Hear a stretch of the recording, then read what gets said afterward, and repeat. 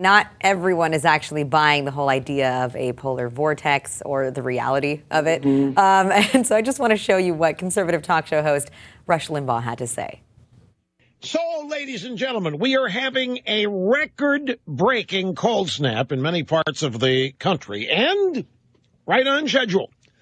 Right on schedule, the media have to come up with a way to make it sound like it's completely unprecedented. Because they've got to find a way to attach this to the global warming agenda. And they have. It's called the polar vortex. The dreaded polar vortex.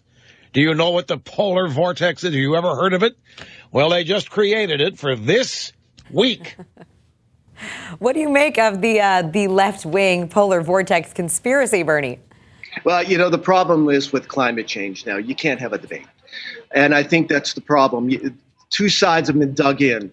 And now anytime anybody tries to have a debate, it turns into being politicized. Whenever you politicize something, you contaminate it. Now, here's what I will say.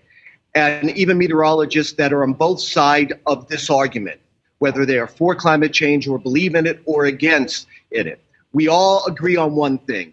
Blaming climate change on one event is absurd, silly, and there is absolutely no proof. And I do thank the IPCC in their latest report in November in Warsaw, did come out and say there is no proof that climate change is causing any more extreme weather, any additional hurricanes, including Super Typhoon Haiyan, or drought. So we have to stop doing that. Both sides agree on that. Let's get back to looking at things globally and then coming up with the answer.